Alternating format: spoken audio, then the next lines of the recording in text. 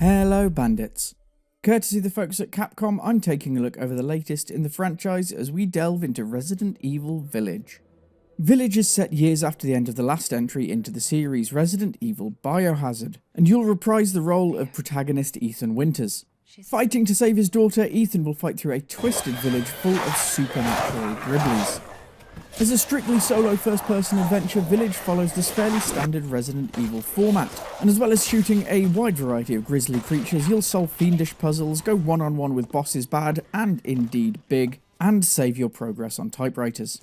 Whether you're escaping fan-favourite Lady Dimitrescu or fighting any of the other antagonists, Village just really feels like Resident Evil, and it's a perfectly fitting entry for a release in the year that'll mark the franchise's 25th birthday. While it has wandered far from the trappings of the original games, it is a direction we are supremely happy with. Resident Evil Village is rated by Peggy at 18 and above and by the ESRB as a mature 17+. It's always been based strongly within the survival horror genre, and Village is absolutely no different. There are plenty of jump scares, prolific bad language, and some really gory violence from the very beginning of the game. Fear doesn't pervade through every moment, but as well as the oppressive atmospheres while you're stalked through the title, there are a number of jump scares and blood-filled attacks both in and outside boss encounters. Overall, this is definitely one which gets the adults-only stamp from us. In terms of accessibility, Resident Evil Village is getting a rating of moderate. This one is going to require a good number of hours to get through in its entirety, so if you want to complete it fully, you'll need to put in a good few hours of playtime.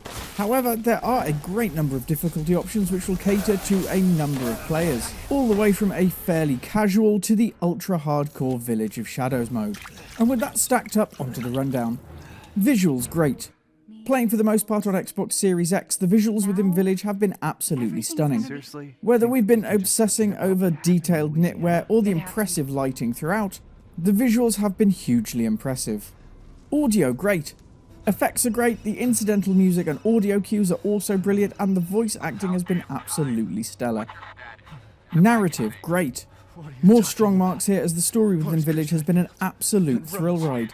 Twisting and turning throughout the narrative will pull you in and will not let you go. Replay good.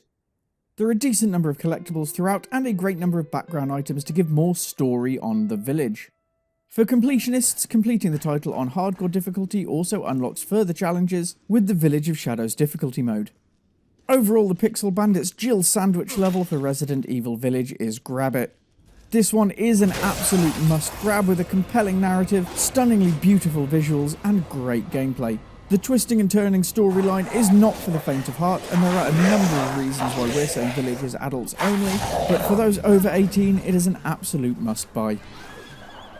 And that's all I've got for you today. Don't forget to check out the extended review at pixelbandits.org, and keep your eyes out for more news, reviews, and live streams coming soon.